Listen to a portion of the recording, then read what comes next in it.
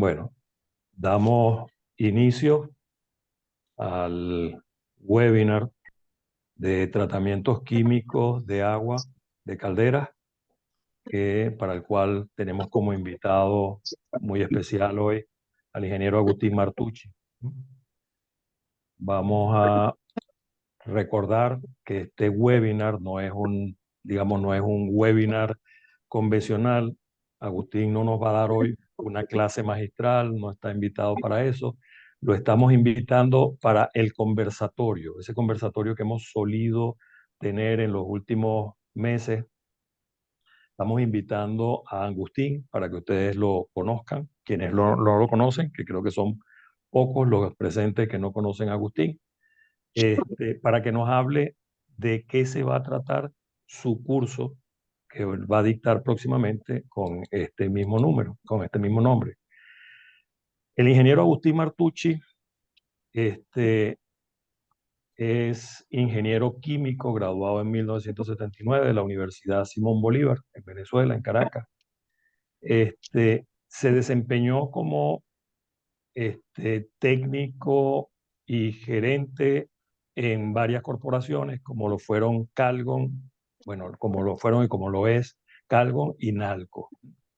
Eso fue en Venezuela entre los años 1980 y el 2001. Después de esto, Agustín comenzó a emprender y desarrolló o fundó su propia empresa, Amusca Proyectos, compañía anónima, y trabaja como consultor, como asesor, y en la parte de ventas con la Corporación Química de las Américas, Coquilasa. Desde estas dos organizaciones, Agustín atiende centrales azucareros, destilerías de alcohol, industria manufacturera en general, ¿no? Agustín, hemos tenido el gusto de contar con el apoyo de Agustín, tanto como instructor de cursos sobre aguas industriales, como en algunas otras iniciativas, ¿no? Él publicó en en nuestra revista Calderas Guía del Usuario, y él como Amusca es miembro activo dentro de la Cámara Venezolana de Empresas Consultoras. Ha participado en varios eventos nacionales e internacionales, ¿verdad? Eh, manejando su experiencia en el tema de tratamientos químicos de agua, no solamente de calderas, pero quiero llamar mucho la atención, quiero resaltar que, sobre todo, que Agustín, desde en esa relación que hemos tenido entre Coquilasa, Amusca y SEACA, él apoyó nuestro programa, nuestro proyecto de responsabilidad social. Yo digo que es responsabilidad social técnica, que, que se desarrolló para formar jóvenes ingenieros, nuestra generación de relevo, y así se llamó el programa de generación de relevo. Agustín fue uno de los instructores invitados para compartir su experiencia con estos jóvenes, y hago referencia a esto porque en esta nueva etapa de combustión, energía y ambiente, la intención es reactivar este proyecto ya gracias al Internet y a las posibilidades, como estamos hoy reunidos en varios países, pues la intención es expandir esto a muchos otros países, no solamente Venezuela, sino a toda Latinoamérica. Y como les dije, Agustín colaboró con un artículo sobre prevención o preservación de calderas en condiciones fuera de servicio en este ejemplar de la revista, ¿no? También quiero llamar la atención, que no lo hice, que el ingeniero Huáscar Pacheco, quien bueno, forma parte de nuestro equipo de instructores y que ya dictó su curso recientemente sobre mantenimiento mecánico, prácticas recomendadas, mejores prácticas de mantenimiento mecánico de caldera, también colaboró en el proyecto, en el programa de generación de relevo. Quiero llamar la atención sobre eso, que no lo hicimos en su oportunidad. A Agustín lo estamos invitando a esta secuencia de webinars porque la idea es promover, informarles a todos ustedes que Agustín estará dando el bootcamp número 5 en esta fecha, entre el 18 y el 22 de septiembre, el bootcamp sobre tratamientos químicos de agua de caldera para baja, media y alta presión. Este curso va a tener va a estar conformado por 4 módulos, ¿verdad? Y en principio aquí vamos a colocar solamente tips para resaltar cuál va a ser el enfoque, principios de generación de vapor, objetivos del tratamiento de agua en las calderas, aunque muchos de ustedes ya lo saben, pero para que hagan saber a sus generaciones de relevo, química básica del agua y las impurezas, un módulo 3 con principios de la generación de vapor en calderas, control de corrosión, incrustaciones y depósitos, y un cuarto módulo que se va a referir a tratamiento del área post caldera, la parte de vapor y condensado, ¿no? Y va a hablar sobre los sistemas de dosificación. Entonces, cualquier información que ustedes requieran, pues escriban a Nuriceli a través de este correo electrónico. Vamos a comenzar con esta modalidad. Como les dije, este webinar, más que un webinar, es una entrevista, es un conversatorio y queda abierto el micrófono para quienes quieran hacer algún aporte, hacer alguna pregunta, alguna consulta al instructor, lo hagan sin ningún problema. La intención de esto es que sea un conversatorio. Vamos a hablar sobre el tema al que se va a referir Agustín durante el curso, ¿no? Con la intención de que ustedes sepan cuál va a ser el enfoque y conozcan, quienes no conocen a Agustín, lo conozcan mejor. Entonces yo voy a hacer una serie de preguntas. Yo como persona enfocada en lo que son inspecciones, planes de inspección y análisis de falla, me he conseguido que la mayoría de las veces, la mayoría de las personas que están relacionadas con calderas, los operadores, los mantenedores, los inspectores, los consultores, e incluso muchas veces la misma gente que trabaja en tratamientos químicos de agua de caldera, consideran que el principal causante de la falla de la caldera es el tratamiento de agua. Entonces me gustaría, Agustín, ya dejándote el micrófono a ti después de esta introducción, me gustaría saber cuál es tu opinión. Gracias, Carlos, por tu introducción. eh, y un saludo nuevamente a todo ese personal, a toda esa gente que está compartiendo eh, este, este, este webinar referente a lo que es el tratamiento de agua y la importancia que tiene a nivel de la industria. Lo que plantea allí es cierto, cuando en la mayoría de los casos se presentan fallas de las calderas, de los equipos, eh, aparece siempre el agua como uno de los causantes, pero no necesariamente es el agua quien causa.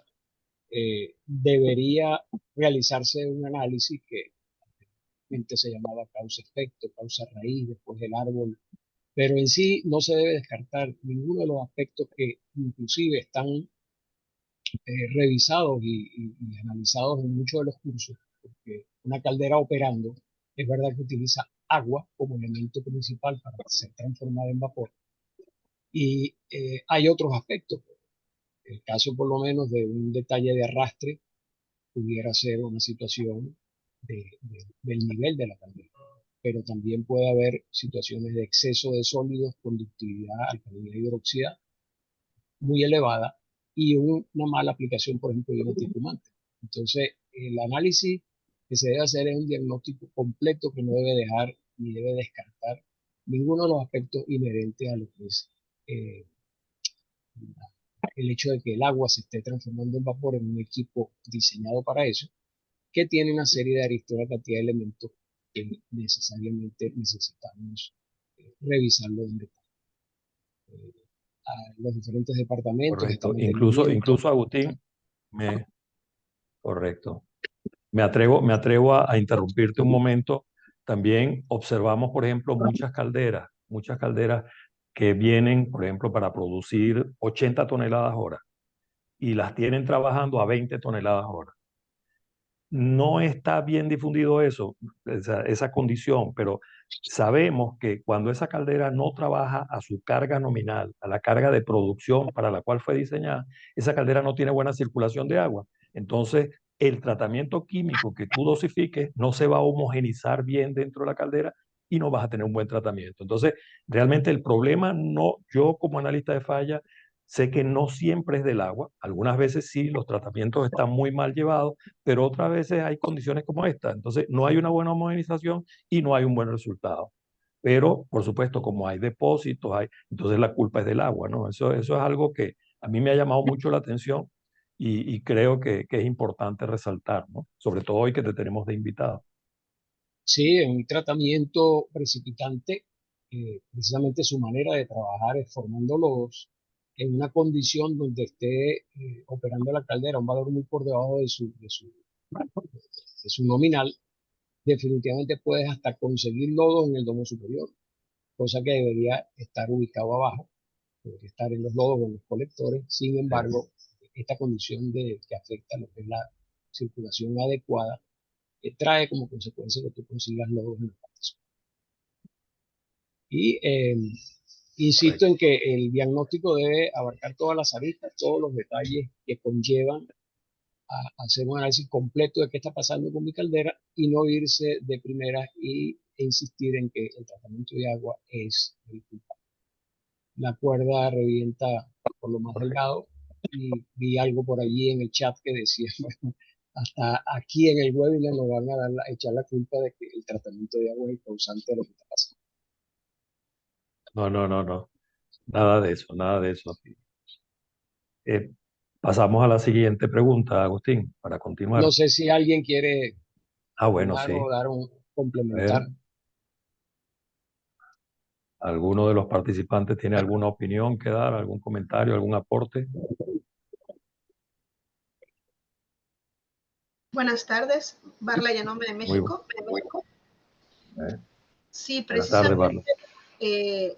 tal cual lo comentan, sucede en mi empresa. Ahorita estamos teniendo problemas constantes en la fluxería de algunas calderas, aparición de pitting Ujú. y en algunos otros equipos de nuestra planta, en intercambiadores y demás. Y lo primero ahorita en boga es algo está pasando con el tratamiento de agua, hay depósitos o que si el tratamiento químico, la pobre compañía que nos hace pues el tratamiento químico de agua pues la traemos en la mira. Entonces, para mí es muy importante este webinar y espero tomar el curso porque precisamente mi rubro es el análisis de causa raíz. Aunque soy ingeniero Bueno, químico, no tengo experiencia en cuestión de agua versus caldera. Entonces, para mí esta webinar es muy importante para aprender el léxico, aprender los modos de falla posibles y, como dice el ingeniero, ciertamente tomar todos los factores y no solamente enfocarnos al agua.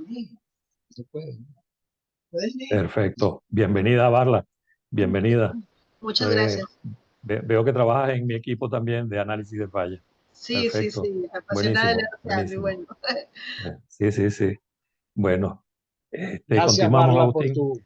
gracias, Barla, por Sí, tu sí, sí. comentario. ¿Hay sí, algún otro comentario? Sí, señor, buenas Don, tardes. buenas tardes. Con Alfonso Moreno, de Energía Eficiente, Colombia. Qué Bien, bien, Muchas bienvenido. gracias, Alfonso, bienvenido, señor. Alfonso. Inge, pues realmente lo estoy viviendo en una caldera, en una industria, en la cual la caldera es una caldera Cleaver-Brooks, está nueva, tiene un año, y Ujú, desafortunadamente ha sido contaminada con agua de pozo, y hemos tenido ujú. depósitos e incrustaciones que han obligado a que pues, el economizador no haga su trabajo, está incrustado en la parte de la circulación del agua, y no permite pues la transferencia de los gases y hemos perdido hasta casi 5% de eficiencia en el equipo y no quiere subir carga. Entonces estamos ahora viendo a ver si hacemos un lavado Ya, químico y la recomendación que pediría aquí sería cuál sería el tratamiento químico recomendado en función de las especies que pues encontraran. Muchas gracias. Gracias, Alfonso. Sí, eso lo vamos a revisar a nivel del curso, porque dependiendo de la calidad de agua, que es el primer paso a revisar, ¿no? Por supuesto, las condiciones operacionales, presión de la caldera para poder ubicarnos Okay. dentro de las normas. Y en lo que se refiere a los tratamientos de agua que aplicarían y serían los más efectivos para esas características.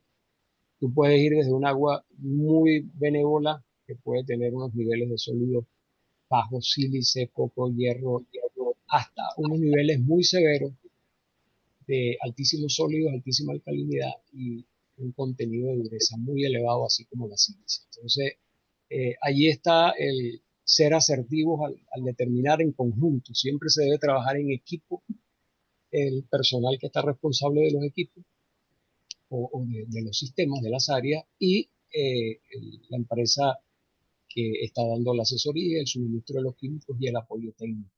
Tiene que haber un trabajo en equipo mancomunado y siempre concertar las decisiones. Pero es muy importante tener todas las cartas sobre la mesa cuando se va a decidir qué tratamiento químico. Eso lo vamos a ahondar básicamente en el módulo 3. Y en el módulo 1 vamos a pasearnos por todo lo que son el acondicionamiento del agua antes de que entre a la caldera. Excelente, Perfecto. muchas gracias. Vale. Por nada. Por ahí tenemos a don Nelson Olivares. Don Nelson. Bienvenido, Nelson. Buenas tardes a todos. Buenas tardes. Sí, quería compartir realmente el hecho de que el manejo en lo que son sistemas de vapor, si nos ayudamos de las recomendaciones de ya asociaciones que manejan qué parámetros tenemos que respetar para el tratamiento químico, la condición se vuelve tan sencilla, ¿verdad? Tomar realmente un régimen militar y decir, no, vamos a cumplir estos parámetros y vamos a asegurar que los resultados se den. Pero realmente esto solo es una ayuda, es una guía, es una orientación, pero realmente el ámbito del agua y las condiciones y los escenarios son tan amplios y tan versátiles que muchas veces no encontramos una sola causa, sino que son varias causas. Y tal vez el tema es que nos quedamos con la primera posible causa, nada más, que muchas veces es la más evidente, pero no es la de fondo. Sí puede colaborar, ayudar, sinergizar a una problemática, pero no es la profundidad o la integración de todas ellas. Entonces, ahí es donde se vuelve interesante el poder integrar también condiciones que no solo son de la química del agua, sino también operación, aspecto de mantenimiento, aspecto también de lo que son resistencias de materiales. Y ahí es donde se va poniendo más interesante, el aprendizaje no termina y es interesante ir ahondando también con lo que son los conceptos y el manejo y experiencias que se puedan tener con personas de amplia experiencia. Pero sí, solo eso. Un gusto saludarles y me es muy grato estar con ustedes. Gracias, Nelson. Bienvenido, Nelson. Nuevamente y de verdad que las experiencias compartidas enriquecen lo que se está tratando como un tema que para mí es una pasión de verdad desde hace 43 años. Así mismo es. Bueno, vamos a hacerte la siguiente pregunta. ¿Cuáles son los objetivos de un tratamiento químico en el caso de las calderas? Sí, como tratamiento químico existen varios objetivos. Uno muy importante es superficies metálicas limpias en el interior de la caldera. Eso luego lo vamos a ahondar un poco más porque se refiere a que no exista corrosión, por supuesto. Allí no habrían restos de óxido. Puede que haya películas de pasivación como magnequita bajo ciertas condiciones de presión y temperatura. El hecho de que nosotros podamos evitar o minimizar los riesgos de formación de incrustaciones, manejo de los depósitos que son diferentes a una incrustación, son generados por especies diferentes, una situación es que una sal disuelta precipite y forme incrustación y otra es que un sólido suspendido le permitamos que precipite sobre la superficie en cierta zona de baja velocidad y otra que un sólido suspendido pueda viajar desde el área de pretratamiento y llegar hasta la. Entonces, esos tres objetivos principales. Adicional, el permitir que o evitar que se genere espumación controlándola, evitar que haya excesos de sólidos, de elementos incrustantes dentro de la caldera, óxidos metálicos, y permitir que se genere un vapor de excelente calidad.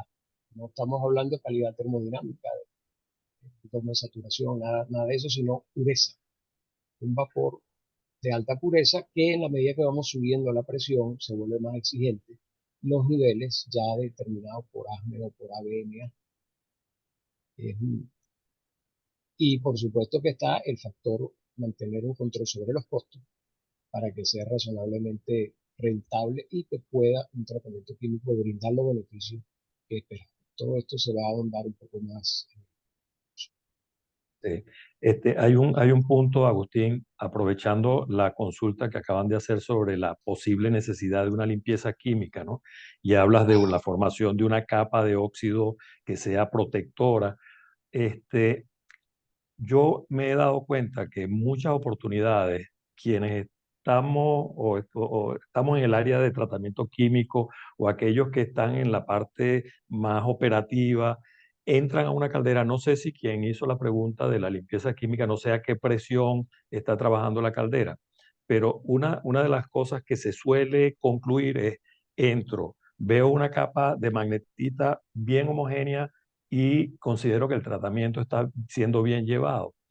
Dependiendo de la presión a la que opere la caldera, vamos a conseguir que después de cierta presión, esa capa de magnetita tiene un límite de espesor, de densidad de depósito, porque si supera esa densidad de depósito, está demostrado por encuestas hechas, por estudios hechos por la EPRI, está demostrado que comienzan a fallar los tubos por sobrecalentamiento, porque esa capa de magnetita también interfiere en la transferencia de calor y finalmente terminas teniendo tubos rotos a pesar de tener una capa de magnetita muy homogénea. Entonces, no es solamente eso, sino que dependiendo de la presión que tengamos en calderas acuatubulares, sobre todo, se recomienda hacer cada cierto tiempo, tomar una muestra de tubo de la zona del hogar, donde hay más transferencia de calor, y determinar esa densidad de depósito, ¿no? Entonces, es importante quienes trabajan, sobre todo las nuevas generaciones que se limitan, que se pudieran estar limitando a pensar la capa magnetita está buena, por lo tanto mi tratamiento está bien llevado, tenemos que plantearnos eso. Después de cierto tiempo de operación, aunque la capa magnetita sea homogénea y compacta y bien adherida y muy bien, o sea, con muy buena apariencia, deberíamos considerar tomar una muestra para ver si nos hace falta hacer una limpieza química y reiniciar de nuevo para evitar esos problemas de sobrecalentamiento. Eso es Eso, cierto, Carlos. sí.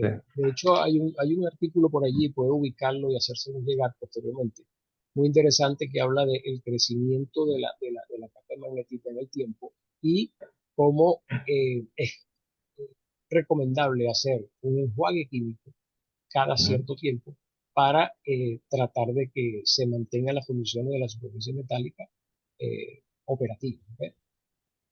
Así Eso es, es cierto. así es. Pasamos a la siguiente pregunta, don Agustín. No sé si hay algo más que quieran sobre el Bueno, tema de si hay los alguna objetivos. pregunta, algún Tengo aporte, una consulta, ajá, Carlos, Agustín. por Ajá, favor, sí. claro, Marvin, adelante. La- ¿Cómo estás, Marvin? Bien, bien, gracias, Agustín, gusto saludarte. Eh, el tratamiento químico está con una dosificación diaria, ¿correcto? Sí. Cierto. Ok, si yo tengo una caldera, porque es un problema que estoy teniendo, un grupo de calderas que casi no operan porque se están apoyando de biomasa, solamente entran en horas pico y en ese punto ya no puedo dosificar a diario porque trabajan muy poco. Yo dosifico en base a parámetros. ¿Estoy bien? Sí, la idea de la dosificación diaria o continua a través de una bomba dosificadora, ¿no? Que no sea por choques, es porque tú estás tratando de mantener un residual dependiendo del tipo de tratamiento que utilices. Tú puedes estar manejando, hay un cuadro acá que lo vamos a ver, donde yo generalizo cuáles serían eh, en forma general, los tratamientos químicos aplicados, pero hay unos que son precipitantes, otros son solubilizantes, otros son acomplejantes, ¿no? Ok. De cualquier manera, esos residuales pueden perderse por no estar dosificando continuamente el químico que tú quieres mantener allí, porque eh, el proceso de generación de vapor se da de una forma continua, entra agua que puede venir con calidad diferente en un periodo de 8 horas, un periodo de un turno, y hay que Sí. estar verificando. Por eso las planillas yo las llamo mapa de vuelo. Es tu mejor guía de saber qué está pasando allí en un equipo que está cerrado, que está generando vapor, tiene agua como elemento a ser analizado y ver qué está pasando. Es una caja negra, pero yo puedo, con mi planilla de control, tener una idea bien clara.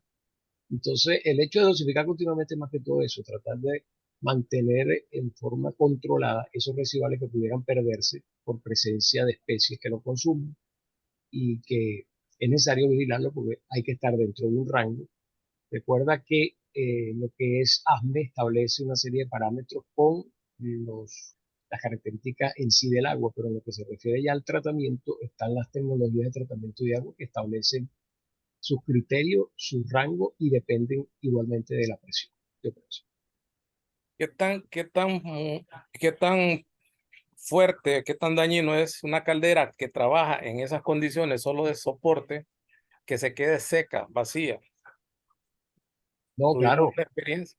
muy Es dañino. mucho mayor que una caldera que trabaje normalmente. Es Está- mucho mayor. Recuerda que tú tienes unas condiciones y un balance que debes mantener de corrientes allí al generar vapor. Al tú permitir que se seque, se corta completamente ese balance y él está sometiendo a la metalurgia a unas condiciones sumamente severas. No debería ocurrir, no es lo normal. Ok, Además, Marvin, que en esas condiciones, si tú la secas, si la vacías y la secas, tienes que cuidar mucho. Precisamente te invito a leer el artículo que escribió Agustín en la revista, el procedimiento de preservación. Es un procedimiento que tienes que monitorear permanentemente, porque mucha gente piensa que por el hecho de que la caldera está fuera de servicio ya es un dolor de cabeza menos y no tengo que monitorear nada. No, no. Si la tienes llena de agua con químicos, tienes que monitorear la condición del nivel de agua, ver si está ingresando aire, el secuestrante de oxígeno, a lo mejor tienes que usar una presión, mantener una presión positiva para que no entre aire, y si está en seco, tienes que tener un procedimiento de preservación en seco. O sea, no puedes nada más que sacar de servicio y ya está. es que por eso la pregunta, Carlos, porque yo sé que una caldera fuera de línea es más delicado el tratamiento químico, pero en este Sí, caso no está fuera de línea, entra, pero se sí. quedó vacía. Entonces encontré unas cosas que yo asumo yo pienso que es por ese evento que sucedió que se quedó vacía. Sí, sí, sí, sí. No, ahí ya la Sí. cosa se complicó más. Y inclusive una condición ya de seguridad peligrosa. Claro, claro, claro. ¿Una caldera cuatubular o pirotubular, Marvin? Piro tubular. Ok, Una pirotubular. ya. Sí, no, no. Todo eso suma. Y además esos eventos hay que registrarlos para el momento de hacer un análisis de falla. Cuando llamen a Barla para que haga el análisis de falla, pues ella tiene que saber toda esa información. Correcto, correcto. Sí. Muchas Por allí gracias. tenemos no sé, Marvin, si está cubierta la consulta tuya, el comentario. Sí, sí, cubierto, Sí, gracias. ok. Tenemos por ahí a Juan Carlos Gracias, Cardinali Marvin. con su Sí, mano gracias. levantada. Gracias. Buenas noches. Buenas Una noches, Juan pregunta Carlos. quería hacerle. Usted, Agustín, habló recién de tratamientos químicos precipitantes. ¿Eso está relacionado con el agregado de antiincrustantes? Aquí se utiliza mucho en base a fosfato. De Argentina le hablo. Sí, Juan Carlos, específicamente el tratamiento con fosfato, su manera de trabajar es dosificar un fosfato la forma puede ser hexametafosfato o fosfato tripolifosfato. eh, Reacciona con los elementos de calcio y magnesio y precipita. Entonces, su forma de trabajar es formar un lodo, por lo tanto, allí el programa de purgas se torna sumamente importante, muy estricto, y hay una acumulación de lodos y sólidos que debe ser vigilado. Es diferente a un tratamiento un poco más soluble, más acomplejante o más solubilizante, tipo todo polímero, donde lo que se busca realmente es mantener un control con purgas, que todo continua, y siempre acompañado de unas purgas de fondo que hacen su trabajo con los pequeños lodos que se forman. Pero el precipitante es específicamente fosfato que se agrega para que trabaje de esa manera. Gracias. Con la, Gracias a ti, Juan Carlos, por tu participación. Hay un señor Antonio, ¿quiere hacer alguna pregunta? ¿No? Bueno, continuamos entonces con mi entrevista como digo yo, esta sección la deberíamos empezar a llamar Hablemos de Caldera. Agustín, sí, ¿qué consideraciones se deben tener para diseñar un programa de tratamiento químico? Va un poco en línea con una pregunta que acaban de hacer. ¿En qué hay que basarse para esto? Sí, cuando estamos hablando de un programa de tratamiento químico, es porque necesariamente hay que tenerlo en la operación de una caldera, donde transformamos el agua y la llevamos a la fase de vapor para que ese vapor cumpla sus funciones en el resto del sistema. Allí el detalle está en que no hay equipo de pretratamiento que eliminen un 100% las impurezas. Por ejemplo, un filtro, un suavizador, un desmineralizador, la misma ósmosis reversa, un desaireador. Siempre quedan trazas que pasan al agua de caldera. Y el agua de caldera es un concentrador.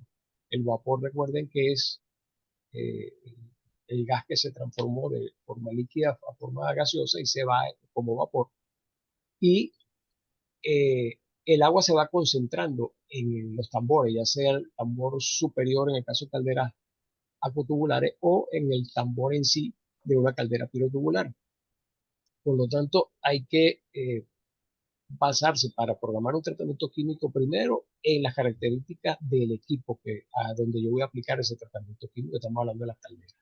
La presión de operación, las condiciones operacionales, si yo voy a sobrecalentar ese vapor para lograr un vapor sobrecalentado, y la calidad del agua que voy a usar. Si el agua que dispongo yo es sumamente severa, tengo que pensar en un pretratamiento. Ya cuando veamos el diagrama general, veremos que por un lado entra agua cruda y por el otro lado debe salir vapor. Y en medio de eso, de todos esos flujos y esos equipos, hay una cantidad de procesos que deben ser aplicados y vigilados para que yo logre mi objetivo, que es mantenerme dentro de las normas que establece principalmente ASME y la ABMA, Asociación Americana de Fabricantes de Calderas. Entonces hay que basarse en las condiciones operacionales, hay que basarse en la calidad de agua que yo tengo para lograr mi objetivo, que es el vapor. Correcto. ¿Hay algún aporte, algún comentario, alguna pregunta sobre este comentario que nos acaba de hacer Agustín? Bueno, continuamos. ¿Cuáles son las especies o impurezas que determinan esa calidad de agua? ¿Y qué efecto tiene esto sobre la operación de la caldera? Si cuando yo estoy usando un elemento tan fácil de encontrar en la naturaleza, tan extendido como el agua, que prácticamente, imagínense ustedes, el cuerpo humano tiene 80% de agua, la corteza terrestre, el 75% son mares y océanos. El universo tiene más de un 80% que es hidrógeno, que es uno de los átomos de la molécula del agua. Se podrán imaginar ustedes lo que significa el agua para la vida humana y para un proceso industrial, por supuesto. Ahora, el enfoque sobre el tratamiento de agua debe centrarse no tanto en el agua en sí, sino en las especies de impurezas que están allí presentes en el agua. Las vamos a ver ahorita en detalle desglosadas. Y por supuesto que el descontrol de una de estas impurezas, por ejemplo, el oxígeno disuelto, que si yo no logro evitar que se elimine y luego lo controlo con un tratamiento químico, va a traer un efecto agresivo sobre la metalurgia. El oxígeno está ávido de hierro y de cobre o de un metal. Él busca en lo posible completar sus o 2 electrones que le faltan para completar la última capa de 8 electrones en su configuración. Por lo tanto, donde él vea electrones que estén mal parados, los va a capturar, los va a incorporar a su molécula y va a generar una reacción de deterioro sobre la metalurgia. Por supuesto, en el transcurso, en el curso no se va a ampliar mucho la parte de corrosión en sí, porque es un tema extensísimo, hay muchos especialistas, le aseguro que de los que están conectados, más de uno ha estado involucrado con lo que es la corrosión. Carlos particularmente tiene toda una experiencia, toda una vida en eso. Pero aquí necesitamos son los detalles básicos de lo que son los procesos corrosivos y de qué manera un tratamiento químico lo controla y lo maneja para evitar que haya un ataque. Si no hay ataque, no hay generación de óxido, por lo tanto, la superficie permanece limpia desde el punto de vista de ataque corrosivo. Entonces, en la próxima lámina nosotros estaríamos viendo cómo están repartidas estas impurezas. Básicamente se agrupan en nueve grupos, ¿no? Lo que es la turbidez, los sedimentos, el color, que mucha gente lo confunde con turbidez, la materia orgánica, muchas veces esta materia orgánica contribuye y aporta color. El sabor y el olor son propiedades organolépticas y cuando estamos hablando de condiciones de potabilidad o que se va a usar el agua como un elemento del proceso de elaboración de cerveza, ron, los microorganismos y los gases disueltos y minerales disueltos. Generalmente, casi todas las que analicemos o que pudieran aparecer por allí van a caer dentro de estos 9 grupos. Es un criterio, vamos a decir, reconocido a nivel internacional y que revisarlo en detalle es importante y saber qué hacer con este manejo de impurezas es un determinante para garantizar un tratamiento químico funcional. A nivel de la producción de vapor, por supuesto, lo que es presión y temperatura es determinante lo que es el manejo del pH a nivel de las corrientes, sólidos disueltos y hierro y cobre no deben estar presentes cuando se trata de vapor.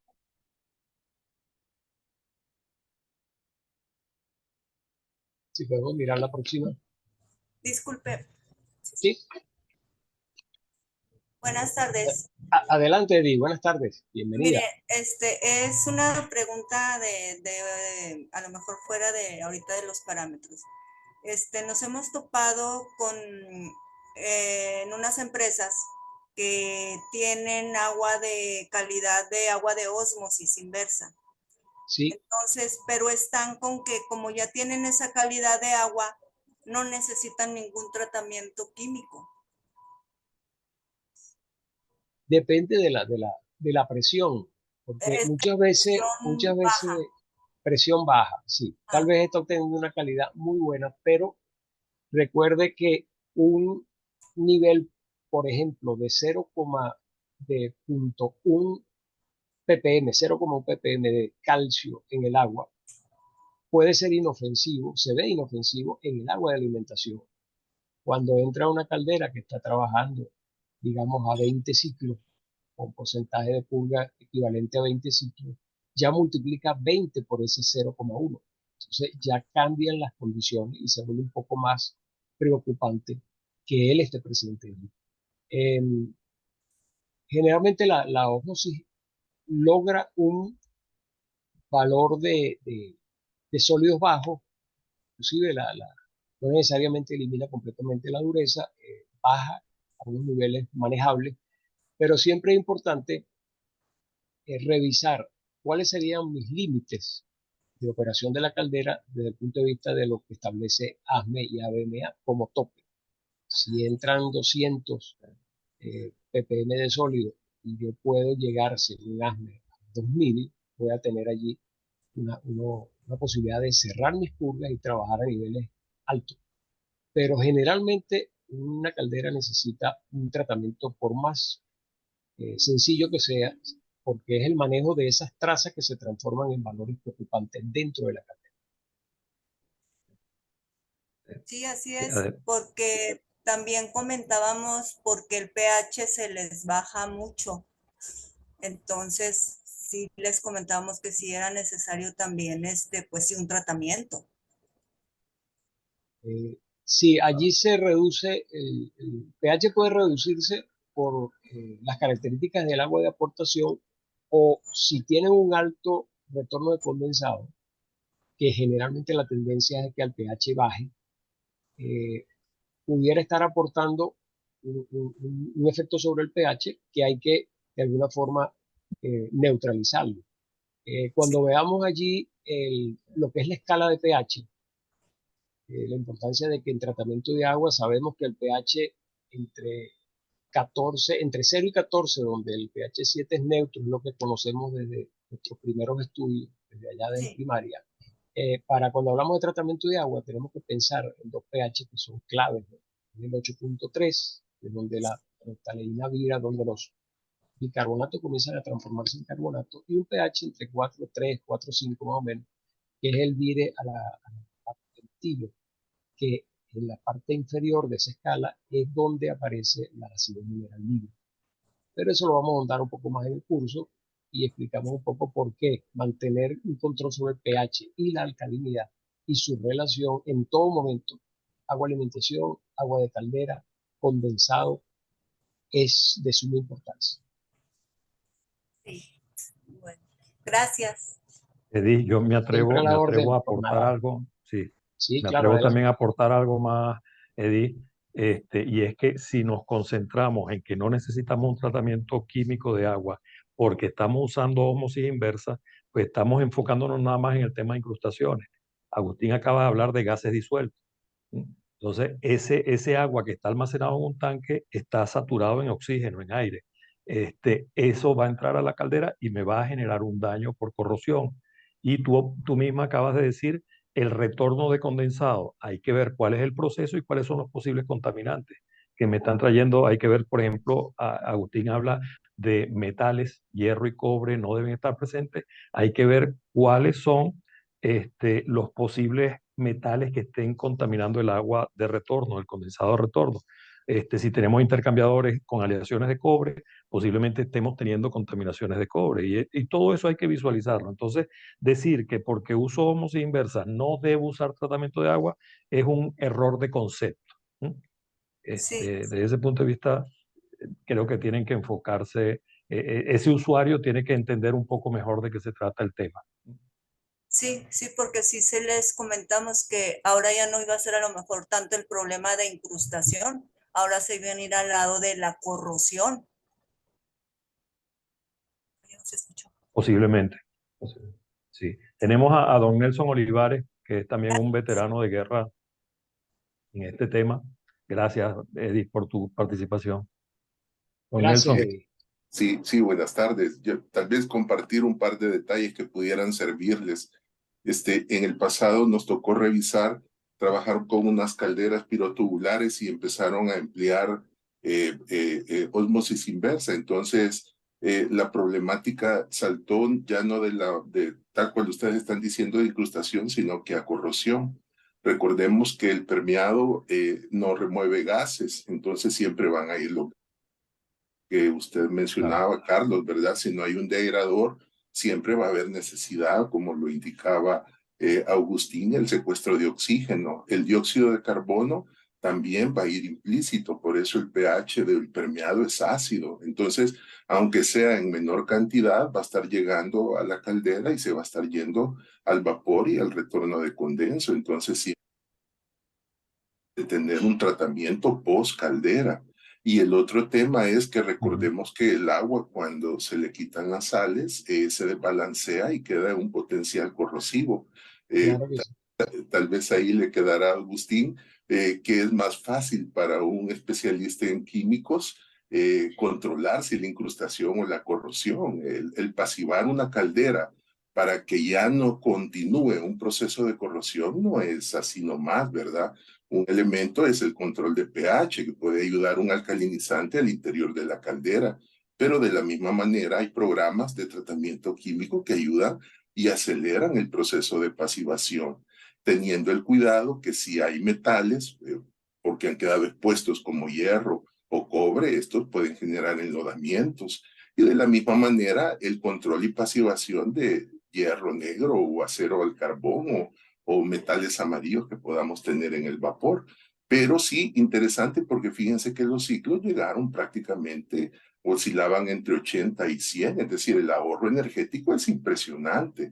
Pero el concepto tal cual lo explicaba Carlos es erróneo, ¿verdad? Es decir, ya es permeado, entonces ya no hay problema, ¿no? Siempre hay detalles. Y por último, recordemos, el agua, aunque tenga poca concentración de sales, es un medio en el cual se colocan cátodos, ánodos, que pueden ser hasta en el mismo hierro, y yo voy a tener un proceso de corrosión que si no lo freno con una pasivación acertada, voy a tener que lamentar. Solamente. Gracias por tu aporte. Muchas gracias, Nelson. Seguimos. Sí, podemos mirar la siguiente. Sí. Sí, aquí un diagrama más o menos informativo de los aspectos los que giraríamos alrededor del curso, ¿no? Estaríamos hablando de, para generar este vapor que mencionamos, necesitamos un agua de alimentación que tiene una serie de impurezas presentes, empezar por conocerlas, identificarlas y cuantificarlas. Los tratamientos químicos, el tratamiento químico interno, que principalmente tiene el control de corrosión, el control de las incrustaciones y el control de los depósitos, haciendo insistencia en que una cosa es una incrustación, otra cosa es un lodo. La espumación y el arrastre, que tiene mucho que ver con el control de sólidos disueltos, el exceso de los sólidos disueltos acompañado de alcalinidad hidróxida muy elevada. Si tal vez no están familiarizados con el término alcalinidad hidróxida, se va a ahondar y se va a explicar por qué se denomina así. Y el antiespumante, el uso del antiespumante. Muchas veces un antiespumante en exceso cambia, revierte su accionar, y lo que hace más bien es que genera espuma. ¿Okay? Las purgas de la caldera, muy importante, el control de la purga continua, el control de la purga de fondo. Es muy común encontrar personas que están usando las purgas no para lo que realmente deberían. La purga continua debería regular lo que es los niveles de sólidos disueltos y residuales químicos, y la purga de fondo básicamente para remover los lodos que se forman. Si el tratamiento no genera tanto lodo, se espacían más, pues se hace una vez por turno o una vez o 2 veces por turno. Mientras que si es necesario removerlo bastante frecuencia, estamos a 2 y hasta 3 veces por turno. Los elementos mecánicos, el control de nivel en el domo, importantísimo. Y los chevrones, los ciclones, estos elementos que son eliminadores de gota, y las cajas secas. Todo esto debe entrar en la inspección cuando se realiza para ver qué tanto beneficio me está dando mi tratamiento y qué cosa debo poner. ¿Alguna pregunta? ¿Quieran ahondar? ¿Algún comentario, algún aporte? Continuamos, Agustín. Ok. Y lo que le hablaba de más o menos un esquema de lo que sería, en resumen, los tratamientos que pueden conseguir de diferentes firmas comerciales, diferentes tecnologías. Todas las empresas que están dedicadas a esto desde hace muchos años han ido manejando sus criterios, y para manejar la parte, lo que es control de incrustaciones, más que todo, y depósitos, tenemos estos tres géneros, vamos a decirlo así. Esto que estamos hablando aplica para calderas de baja y mediana presión. Ya calderas de alta presión es otro universo, es otro mundo. De hecho, como mencionaba Nelson, allí pudiéramos llegar a un momento que lo que tenemos que controlar es el pH, básicamente. Ocurre en muchas empresas, calderas que son ya de termoeléctrica, ¿no? El tratamiento precipitante, porque es su forma de trabajar, es la aplicación de fosfatos y se combina con polímeros dispersantes, ya desde un tiempo para acá, y realmente forma lodos. Allí hay una proporción, básicamente por cada ppm de calcio, estamos hablando que consume 2 ppm de fosfato. Cuando vamos al tratamiento con quelato, que en algunas partes ya no se utiliza, ha sido sustituido, y hay otras empresas que lo mantienen porque le ha dado buenos resultados. Hay muchos temores, muchos criterios con respecto a que el quelato es agresivo. Hay que manejarlo con mucha prudencia. Diría que allí lo que se forma son complejos solubles, por lo tanto un tratamiento mucho más limpio que el tratamiento con fosfato. Tenemos una proporción básicamente estequiométrica de 3,5 ppm del quelato libre por cada 1 ppm de calcio. Forma lodo, pero en menor proporción. Los enlaces que tiene con su molécula para detener al calcio, al magnesio, son enlaces fuertes. Y adicional también controla el hierro. Por eso lo hace muchas veces una opción importante para la gente que quiere manejar este parámetro. Están los tratamientos todo polímeros, más que todo solubilizantes, y allí hay una proporción mayor del componente activo con respecto a cada ppm de calcio, de magnesio y de hierro. Los enlaces son más débiles que el quelato, pero son suficientes para mantener un tratamiento químico que garantice limpieza en la caldera. Hay tecnologías que se han ido mejorando. Estos polímeros luego fueron sustituidos por copolímeros, por terpolímeros, que son de alta tecnología, y están dando resultados en varias partes. Cualquiera de ellos es válida, pero básicamente para calderas de baja y mediana presión. ¿Algún comentario sobre este punto? Yo, Si me sí, permitiera, eso, Carlos. por favor, Nelson, por ajá. supuesto. Mire, aprovechando, ¿verdad? Esto no es de todos los días, usted. Me llama la atención los fosfatos. Voy a hacer unas consultas y por último quisiera su opinión, Agustín, por su experiencia. Cuando colocamos la relación de 2:1, la está colocando como relación de ortofosfato o pentóxido de fósforo. Esa sería una. La otra es en los quelatos, cuando estamos con esa relación de 3.5:1, estamos hablando de ELTA o de NTA. Y con respecto a el miedo a los quelatos, yo discrepo un poco, porque es decir, discrepo de la opinión a nivel mercado, ¿verdad? No con usted. En el sentido de que si yo ocupo un fosfonato, perdón, un HDP, algún fosfonato en caldera, un AMP, dependiendo de la concentración, él secuestra. Entonces, de la misma manera, si yo no ocupo bien un fosfonato y lo dosifico en demasía, tengo la oportunidad de generar un proceso de corrosión, al igual que un quelato. Y por último, quisiera su comentario. Fíjese que en base a lo que a mí me ha tocado vivir cuando hay ingresos de dureza a la caldera, yo normalmente me decanto más por los fosfatos, aunque es un método precipitante, hay que ver el proceso de purgas, de fondo, más que todo para la erradicación de lodos, pero si ingresa, imagínense, 2 partes por millón de dureza total, eso se me va, o de calcio, eso en una caldera, si manejamos 10 ciclos se me hace 20. Normalmente las tablas de los fosfonatos indican que a un pH alcalino y temperatura su capacidad subestequiométrica se ve bien reducida. Entonces realmente el encanto a mí se me va. Prefiero trabajar tal vez con un polímero porque tiene mayor capacidad de dispersión. Pero lo que resulta es que ese fosfonato me puede dejar descubierto. Entonces prefiero en un momento dado trabajar con fosfatos. Si usted pudiera darme cuál es su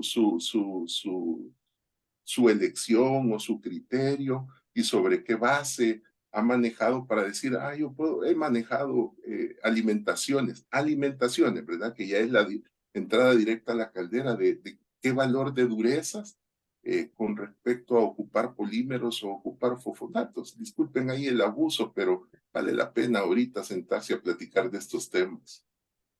Sí, gracias Nelson por tus observaciones. Todos estos son criterios que se tienen que usar precisamente para la selección del tratamiento. Allí cuando hablamos de esta proporción de 2:1, estamos hablando de ortofosfato. Allí el hexametafosfato tal vez es el fosfato comercial que consigue con mayor valor de P2O5, alrededor de 65-67%, y tal vez también es el más caro. Entonces, recuerda que todas estas curvas que nosotros leemos de absorbancia como fosfatos está en forma de ortofosfato. ¿Okay? Allí esa proporción es lo que le da una desventaja porque cualquier traza que entre definitivamente va a desaparecer al fosfato. Allí lo que se trabaja siempre con el fosfato es un residual donde se estima lo que se va a consumir de acuerdo al agua de alimentación, que entre es un porcentaje que se lo va a llevar la reacción y el otro porcentaje es el que va a aparecer como residual. Siempre ponemos el ejemplo o la relación de los policías y los ladrones. Cuando hay 10 policías en la calle y hay 10 ladrones, lo más probable es que 2 o 3 se escapen. Cuando usted saca 50 policías a la calle y hay solo 10 ladrones, es muy probable que todos queden controlados. Pero sí es verdad que hay una vulnerabilidad allí. Y lo que se trata también de este tratamiento con fosfato sumado al polímero es que el polímero ayude a manejar ese lodo que se forma, porque el lodo definitivamente se va a formar.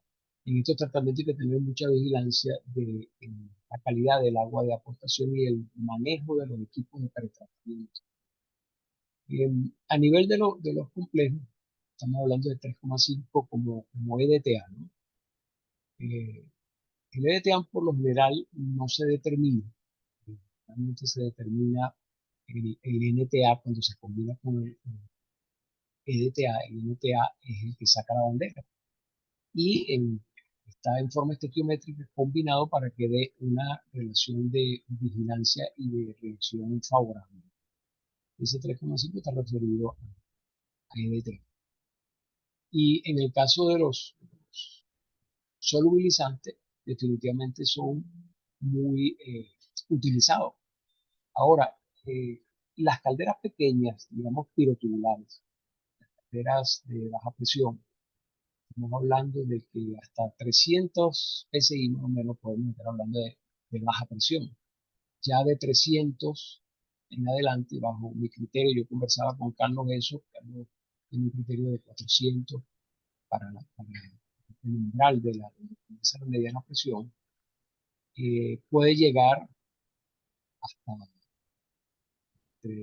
300 hasta 600 comercialmente, vamos a decir, en el mercado, pero hasta 900 aplican este tipo de tratamiento. Ya de 900 en adelante son calderas de alta presión, de muy alta presión, donde los criterios para el tratamiento son otros. Correcto. ¿Hay algún otro comentario, alguna otra pregunta? Tengo una consulta. Sí, Y como dijo hágala. el compañero Olivares, esto no se da cada rato. Yo no Sí. entiendo mucho de química y en tratamiento químico estamos aprendiendo. La parte de los fosfonatos, ¿dónde encaja? Porque entiendo que el fosfonato es soluble, para solubilizar, para hacer soluble la dureza. El fosfonato.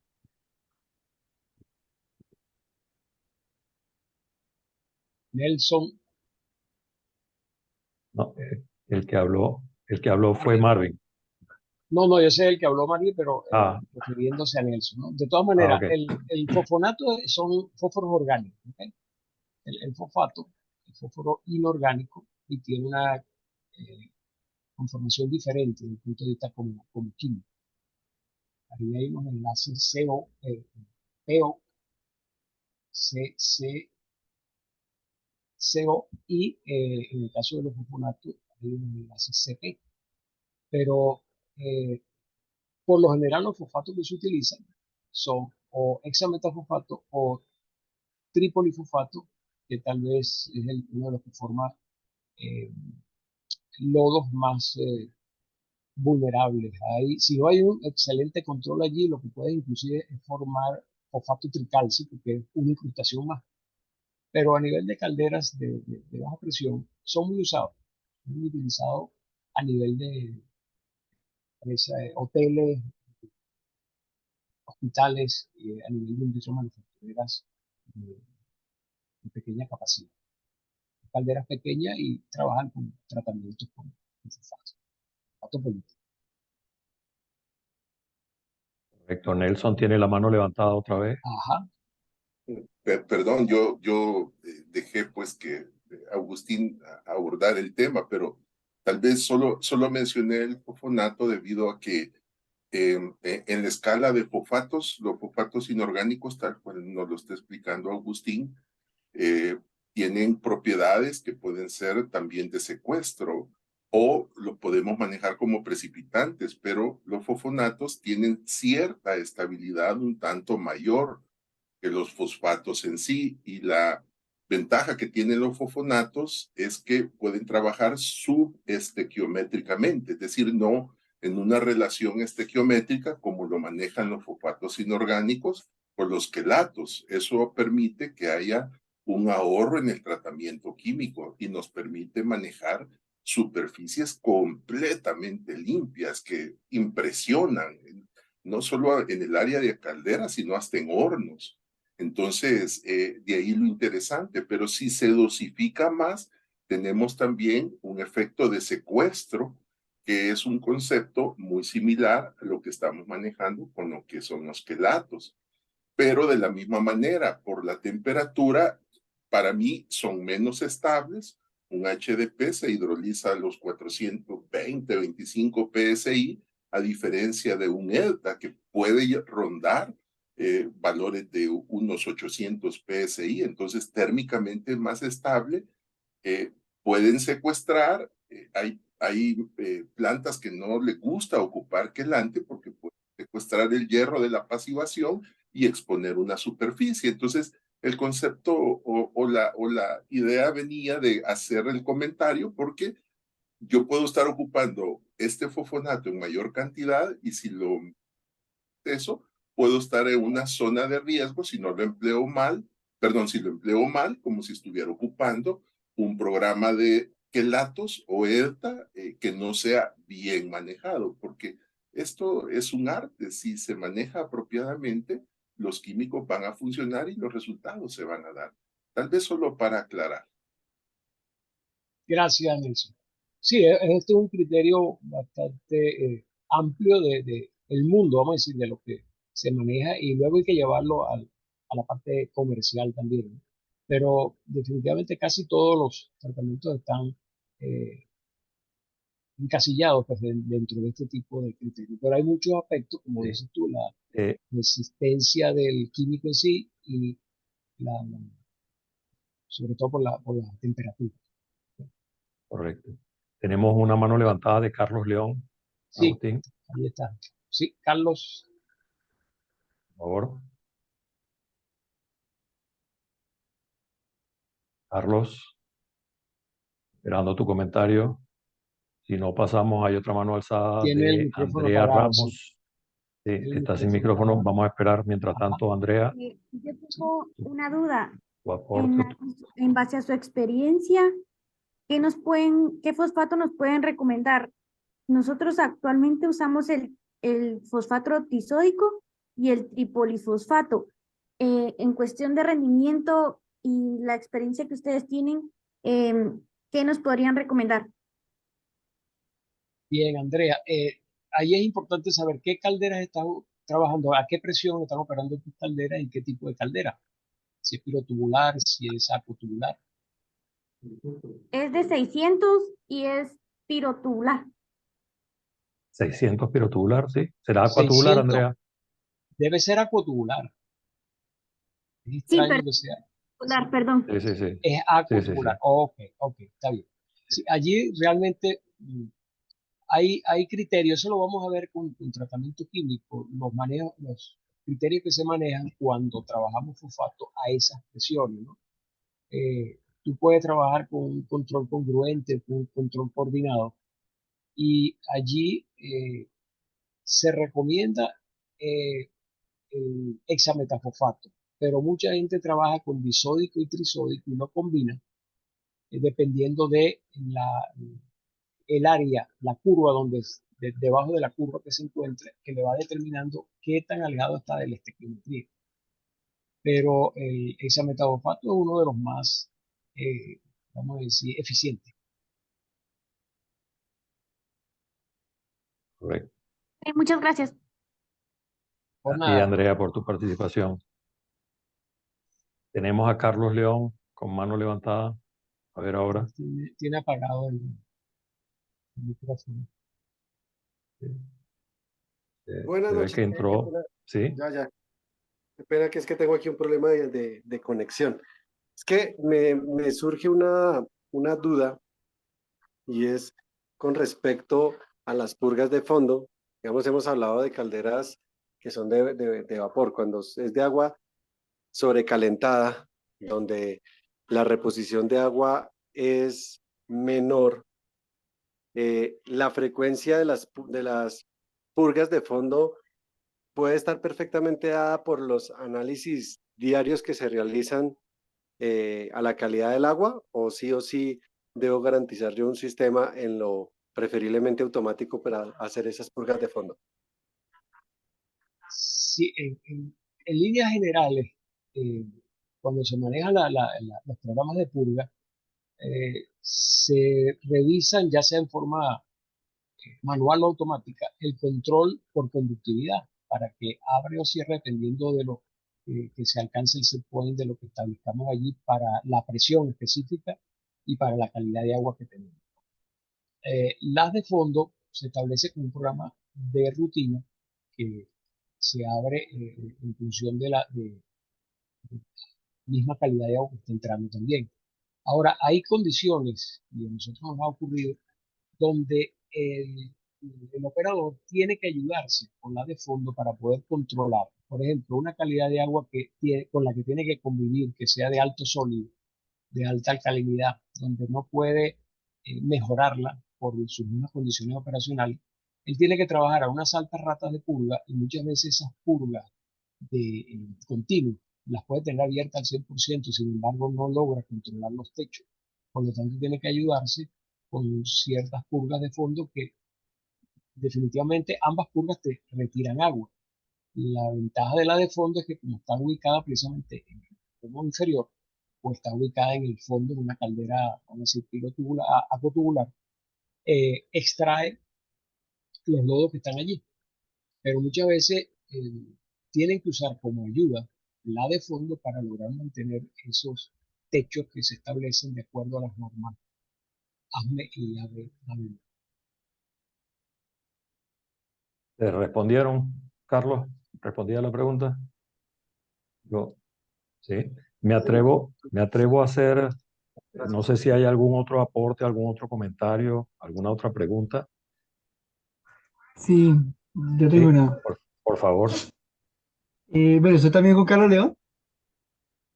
¿Qué tal, Carlos? Y la pregunta está enfocada, es, bueno, ¿qué tan confiables, o bueno, es que conozco empresas que manejan esa agua dentro de su proceso productivo y su producto, o sea, es decir, no hay un intercambio, sino que directamente el agua o el vapor generado lo utilizan directamente sobre el proceso, Sí, y más que todo sobre alimentos. así es. Sí, allí cuando se trata de ese contacto directo con el vapor, hay muchas empresas de alimentos, como tú lo dices, que hay el contacto directo y hay que vigilar entonces el tratamiento que se establece. Hay restricciones por la FDA, eh, el Food and Drugs Administration. Hay productos que se formulan con materias primas que responden, pues, pero siempre hay limitantes desde el punto de vista de los valores máximos que se pudieran usar para ese tipo de aplicación, cuando el vapor va a estar en contacto directo.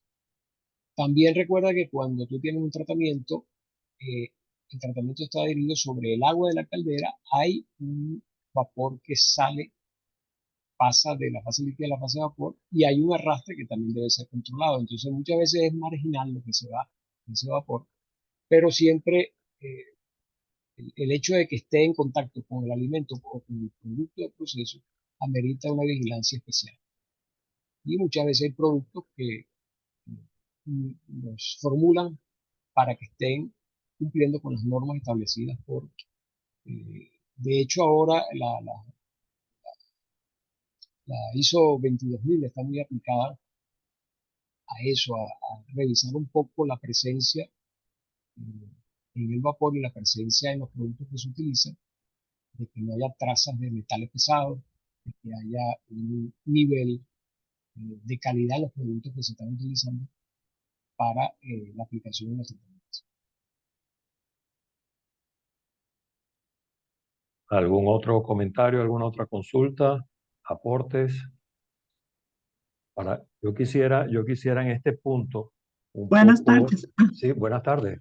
Por favor. ¿Cómo les va? No, ¿quién habla? ¿Quién habla? Caterina Dimárez de Costa Rica. Caterina, mis saludos. ¿Cómo estás? ¿Me están escuchando? Sí. Sí. Es que quería aportar algo de esto que el señor precudó para cuando usamos el vapor directo para algunos alimentos. Bien, en este caso sería bueno que usamos productos que están probados por NSF, ¿verdad? Como comentó el compañero, pero también está bien controlar en este caso la conductividad y las alcalinidades, que no nos sube mucho porque podemos tener un arrastre exactamente. Y si hay un arrastre, con el arrastre puede ir agua de caldera y en esta agua de caldera tenemos tratamiento químico. Entonces, yo en las calderas que usan el vapor directo, hacemos un análisis en retornos de condensado, que es alcalinidad parcial. Es un análisis muy rápido. Si hay alcalinidad parcial, hay arrastre. Entonces, es un análisis muy rápido. Hacen alcalinidad parcial, no debe haber alcalinidad parcial. Entonces, están tranquilos que supuestamente no hay arrastre. Sí, es una buena herramienta. Gracias por aportarla. Así es. Estamos. Gracias. Gracias, Ekaterina.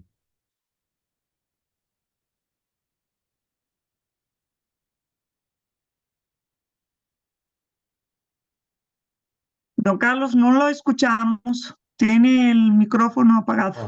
Perdón, sí, tengo el micrófono cerrado. Muchas gracias, Catherine, por tu participación y acompañarnos hoy. Sí, creo que Nelson tiene algo que comentar Nelson allí. tiene la mano levantada. La mano levantada, sí. Sí, solo para compartir un par de experiencias, ¿verdad? Definitivamente la línea de trabajo es la que indica Agustín, es la revisión de los ingredientes activos, creo que es la 316 de la FDA, que indica qué productos químicos podemos emplear en calderas y cuál es la concentración máxima. Entonces, no solo es de usar el producto porque tiene una aprobación FDA, tenemos que hacer los cálculos para ver si en la dosificación y los ciclos de concentración vamos a tener el valor máximo que indica FDA, por si hay un arrastre incidental para condiciones que pueden ser fortuitas, no vayamos a tener inconvenientes. Ahora, me llama la atención el control que está indicando la persona de Costa Rica, que es la alcalinidad parcial.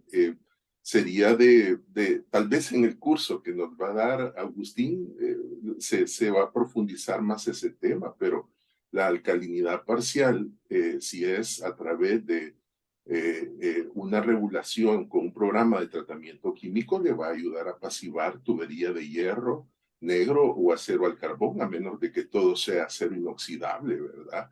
De lo contrario, vamos a tener un pH que no nos va a permitir una operación sana. Entonces, a menos que se ocupen alguna mina fílmica que vaya a proteger siempre el sistema. Entonces, sí siento que abre un tema de discusión, tal vez no es el momento, pero yo no he visto un vapor, a menos que sea farmacéutica, ¿verdad? Que vaya con una condición sin alcalinidad, sí, que vaya sin alcalinidad, porque de lo contrario estamos permitiendo el acompañamiento del dióxido de carbono y que nos puede generar algunos inconvenientes. Solo tal vez ese es el comentario. Sí, es correcto. Es el pH, si baja mucho tenemos corrosión en líneas de condensado, pero supuestamente usamos una amina que es a grado alimenticio, ¿verdad? ¿Qué tipo de amina neutralizante? Hay un tipo de amina que nosotros desarrollamos, que la usamos para, no lo tengo aquí el nombre y el ingrediente, pero es para la línea de los lácteos, las empresas Dos Pinos, por ejemplo, que es una empresa de lácteo y usan el vapor directo para cocinar. Nosotros tenemos una mina especial para ellos y para las empresas farmacéuticas también, que Sí, están aprobadas, son una mina aprobada para la línea para vapor directo. Agustín, yo ¿me sé que permite? Qué sí, ajá. interesante, qué interesante está eso, Caterina.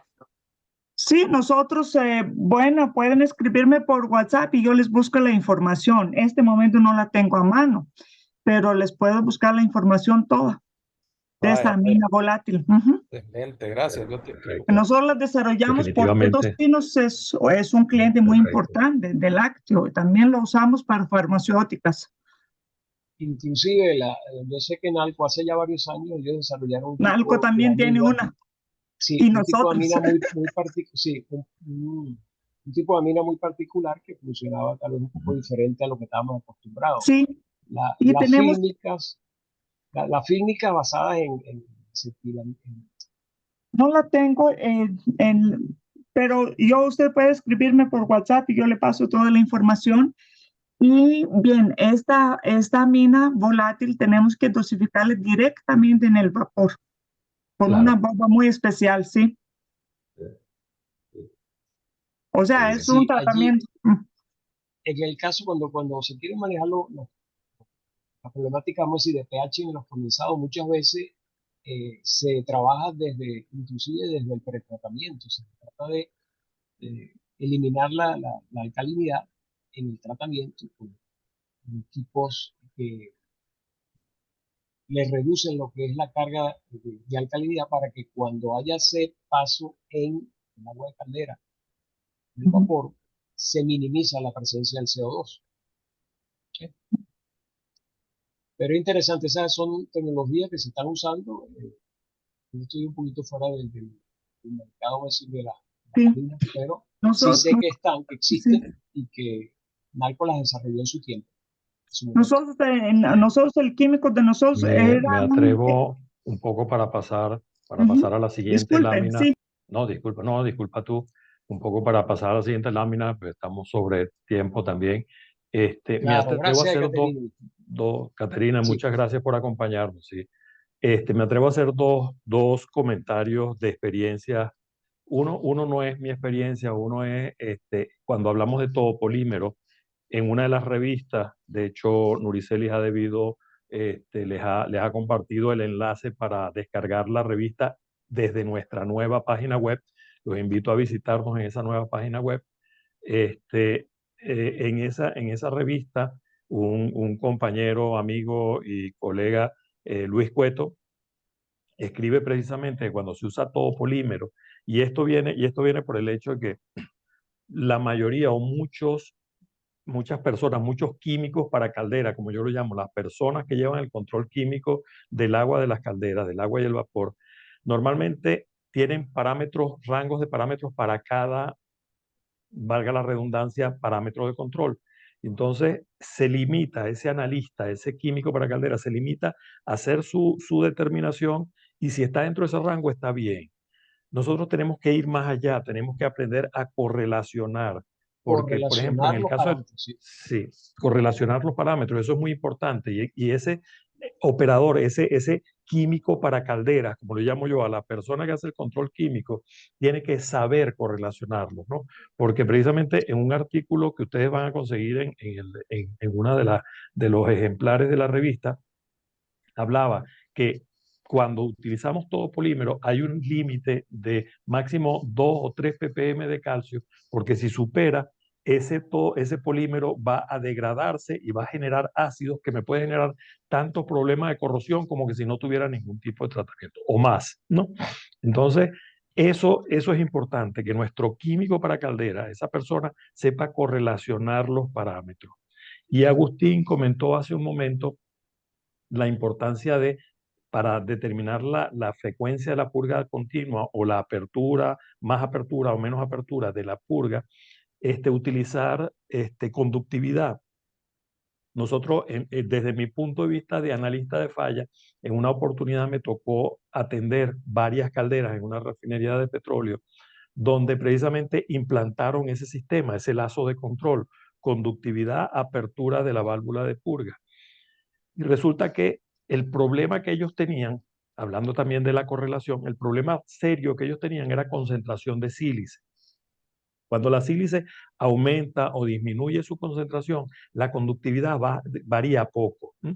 Entonces se implantó este nuevo sistema para ahorrar agua, para no usar tanta purga continua, para no desalojar tanta agua, y resulta que el problema que ellos tenían era sílice, así que la conductividad no variaba, la purga no abría y las calderas estaban totalmente revestidas de sílice. Y hubo que hacer un trabajo fuerte de limpieza química porque la sílice no se remueve fácil con cualquier ácido inorgánico normal. Entonces, ese tipo de cosas tenemos que visualizarlas, no podemos concentrarnos, enfocarnos en una sola cosa. Yo tengo que estar dentro de este rango de parámetros, yo tengo que estar... No, tenemos que visualizar el todo de nuestro sistema, ¿no? Carlos, Porque Carlos, pero dígame. en ese caso, ¿será que falló un análisis inicial de la instalación del equipo? De no detectar Falló el niveles de criterio, sílice. falló el criterio. O sea, se tenían los análisis de sílice anteriores y se hacían análisis y se veía que el sílice estaba en una concentración relativamente en el límite, en el tope, pero esa sílice no daba variaciones en la conductividad, por lo tanto no habrían purga y la sílice seguía allí y fue impregnando hasta que, bueno, el negocio terminó siendo para la empresa de limpiezas químicas, ¿no? ¿No? Y que cuando se establecen los máximos, vamos a decir, que no se deben rebasar, no se debe fijar solamente un parámetro. Generalmente hay unos que se alcanzan más rápidamente que otros y hay un parámetro que pasa a ser, en ese caso en particular que menciona, es muy probable que la sílice era el parámetro determinante y no la conductividad. Como tú dices, se usó como criterio el que precisamente no era el que sacaba la bandera. Sí, sí, correcto. No tuvieron un buen criterio en la selección y en la implantación, porque en ese tiempo era una moda, entonces todo el mundo colocaba medición de conductividad para llevar el control de apertura de purga, ¿no? Para ahorrar, la venta era ahorrar agua, y bueno, el criterio no fue el más adecuado. Sí, creo que Barla... Tenemos la mano levantada de Barla, sí. Sí, una curiosidad respecto a eso que mencionabas, si la sílice impacta en la conductividad y no les variaba, ¿por qué no les variaba? No, es que la sílice no impacta en la conductividad. Disculpa si me expliqué mal. Okay. La sílice no impacta en la conductividad. Entonces aumentaron las concentraciones de sílice. En muchas instalaciones teniendo ese lazo de control de conductividad, en muchos dejan incluso de hacer análisis porque ya tienen la medición de conductividad que abre la purga. Y como abre la purga, pues no hay que hacer control. Entonces, donde lo que más afecta a todo este problema es la falta de criterio, en la mayoría de los casos. No sé, Agustín, okay, sí. Muchísimas gracias. Sí, disculpa si me expliqué mal. Sí, el tema de la Agustín, sílice ¿algún también otro comentario a este punto? Sí, el criterio de la sílice, por ejemplo, es muy, muy determinante. El análisis que se haga, hay dos tipos de sílice. Puede tener una sílice reactiva, una sílice no reactiva, y la manejas de acuerdo a lo que aparezca en tu análisis. No puedes descartar solamente con el análisis de sílice reactiva de que ella está y va a llegar a un máximo. Tú puedes tener una sílica no reactiva que pasa por todo el circuito y cuando llega a la caldera se transforma en reactiva y aporta. Es la que llaman sílica coloidal, ¿no?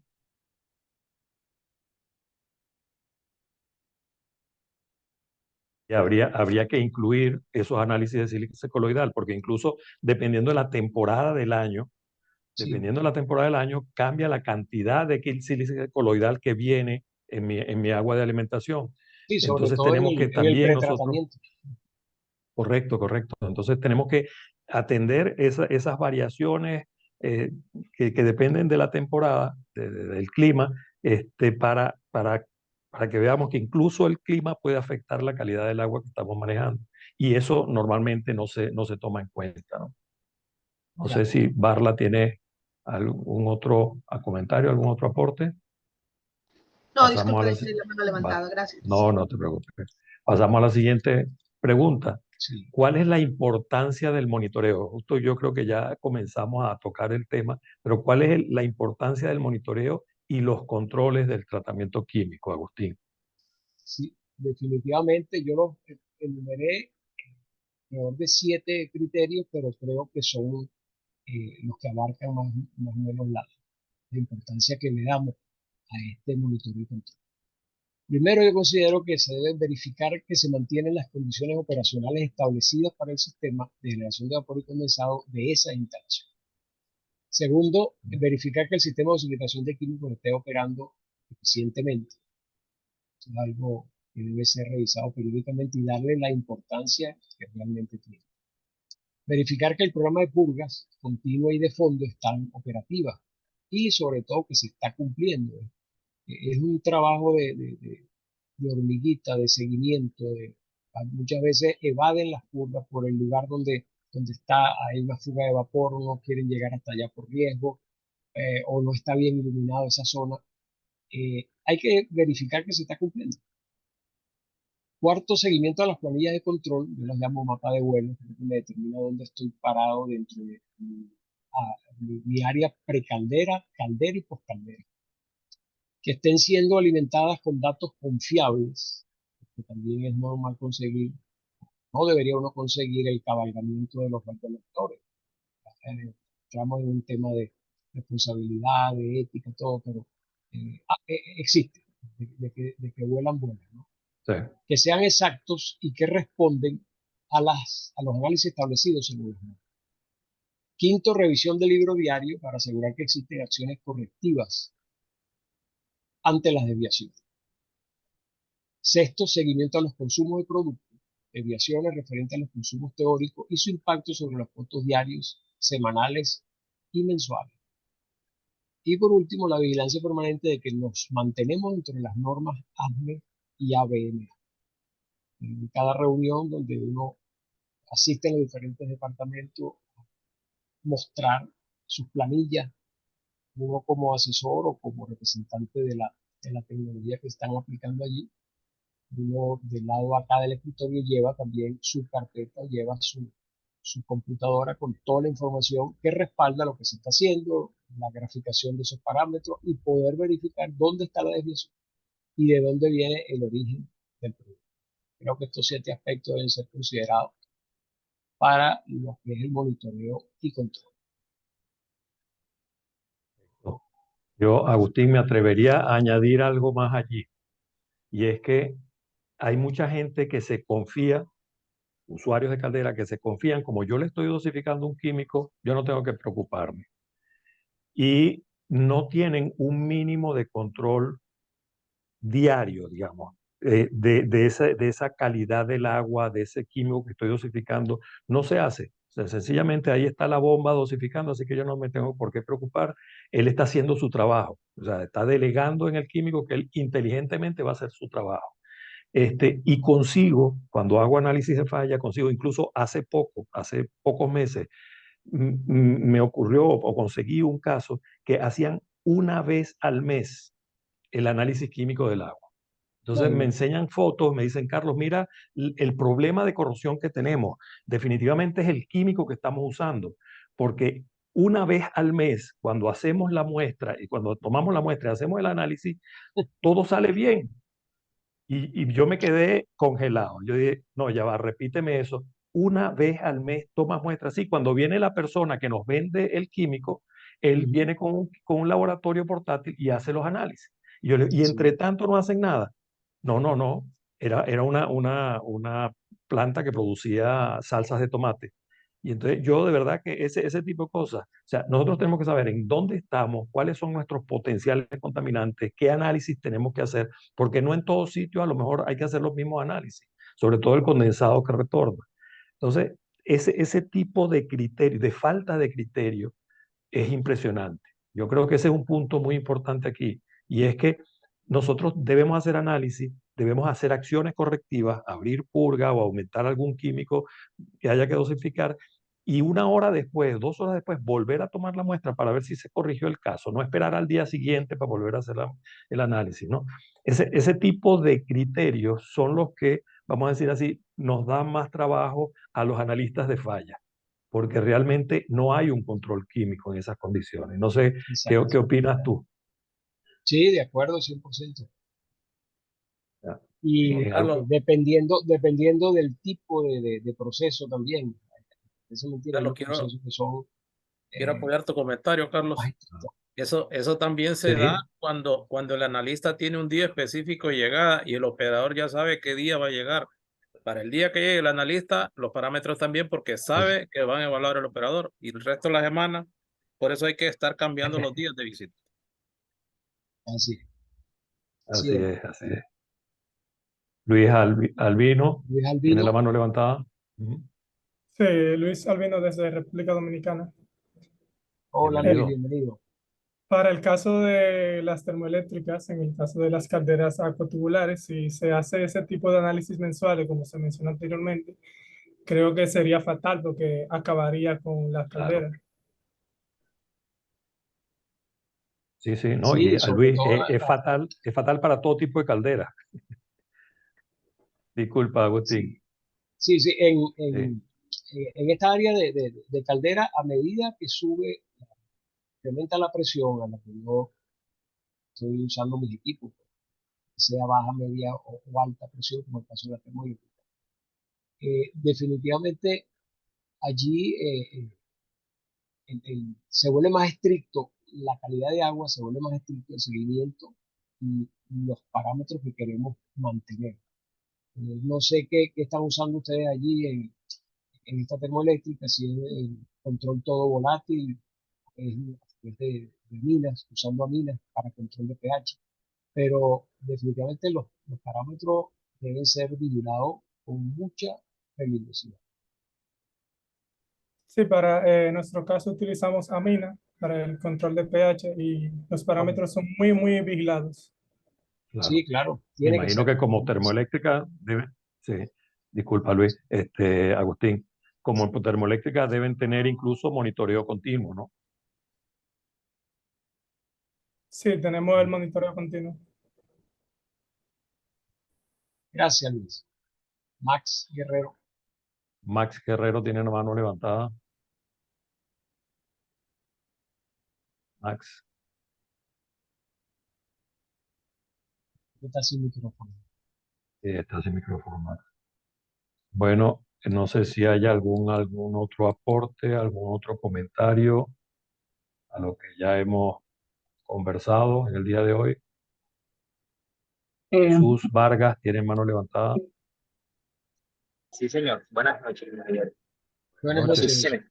no sé si se me logra escuchar bien. Bueno, a mí me llama bastante la atención el tema de las termoeléctricas, porque yo estoy recién ingresado a la termoeléctrica. Tengo aproximadamente 2 meses, estoy familiarizándome con el proceso, pero es que hice, pues, estuve interesado en esta charla. Pero sí me percato que, por ejemplo, el control químico allá se mantiene continuo y automatizado, y también nosotros tenemos un analista que cada 4 horas no puede faltar el control químico. Cada 4 horas se le hace análisis químico al ciclo completo del vapor, porque en el poco tiempo que tengo sí me he logrado percatar de los cambios de un análisis a otro que se pueden generar, ya sea en la caldera, en los condensadores, en equipos en general. Entonces, también reforzar esa parte, que el control del análisis químico no puede faltar y que se haga cada mes, sería echar a perder la caldera. En ese mismo mes se podría decir. Claro. Sí, no, pero esto un poco, Jesús, era porque esta era una planta donde habían dos calderas, por cierto, de baja presión, eran pirotubulares, y entonces como que delegan mucho en el proveedor de tratamientos de agua. Realmente ahí hay una falta de conocimiento de lo que es una caldera. Una termoeléctrica, estamos hablando de que la caldera es el corazón de la termoeléctrica. Si no hay vapor, no hay generación de electricidad. En el caso de no ser un ciclo combinado es otra cosa, pero en un caso de una termoeléctrica convencional, pues si no hay vapor, no hay generación de electricidad, por lo tanto hay mucha más atención para las calderas, ¿no? Bienvenido al mundo de los termoeléctricos, Jesús. Sí. Agustín, Muchas gracias. ¿algún otro comentario? ¿De qué país nos acompaña, Jesús? Yo soy de Colombia, Costa Caribe. Ok, bienvenido. Agustín, no sé si hay algún otro comentario, algún otro aporte. Bueno, Bueno, sí, Carlos, si me lo Ah, permites, Antonio de Turri de Kevin, Venezuela, agradecerte a ti y a Agustín por el seminario. Y bueno, si había chance, quizás algún comentario adicional de Agustín por o de favor. alguien del equipo con relación al tema de manejo de sílice. Sé que comentaron algunas cosas, pero algún tratamiento químico específico que digamos que de nuevo desarrollo orientados hacia el manejo de la sílice en caldera, que usualmente se manejaba con criterios de contenido en el agua de caldera, tratar de reducirlo para minimizar la volatilización de la misma. Pero si al día de hoy existen algunos nuevos desarrollos que, así como manejamos otro tipo de incrustaciones, o otro tipo de especies, perdón, podamos manejar el tema de la sílice en aguas de caldera con químicos. Sí, entiendo que actualmente existe la tecnología de todos estos polímeros o polímeros que la han desarrollado y han logrado mantener un control superior sobre la sílice. Lo que sí debe ser verificada desde el agua de suministro. Si se detecta que existe sílice coloidal, tomar los correctivos y tratar de reducirla a ese nivel, tratar de reducir a nivel de los desmineralizadores en caso que estén instalados. Y a nivel del agua ya de la caldera, vigilar muy bien para la presión específica a la que está operando esa caldera, cuáles son sus límites.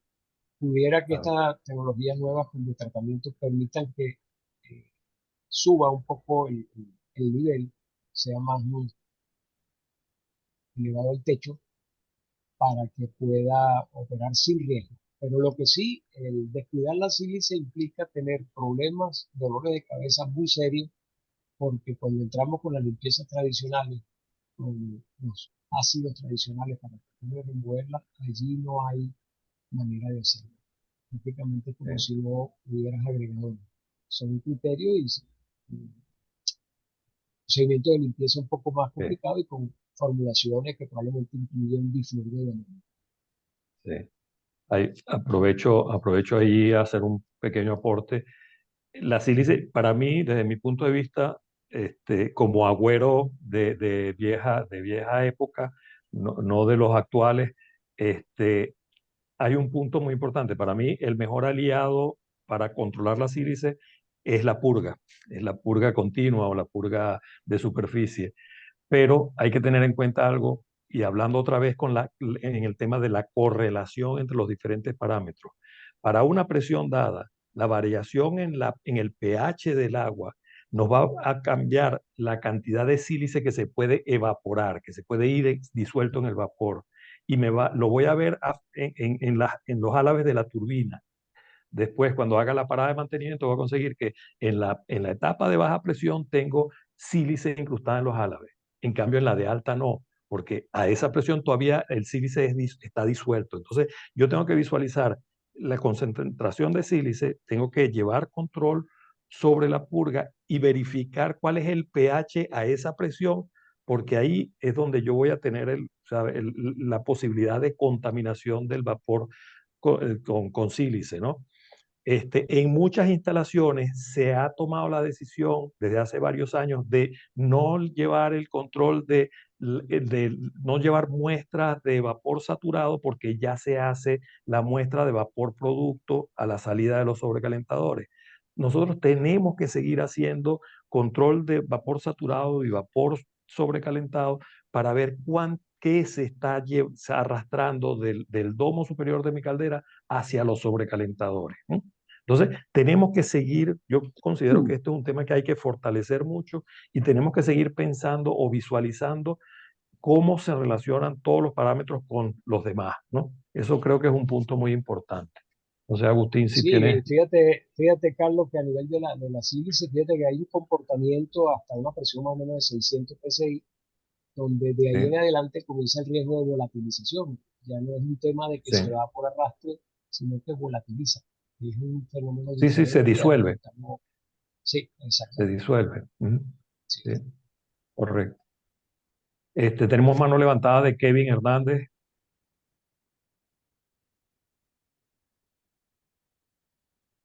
Hola a todos los presentes. Hola Carlos, gusto Hola. saludarlos a todos desde Kevin. Guatemala, Ingenio Magdalena. Bienvenido.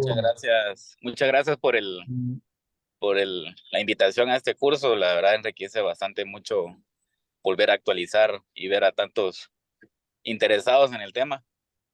Actualmente nosotros en Ingenio Magdalena tenemos calderas de baja, mediana y alta presión que trabajan en ciertos ciclos.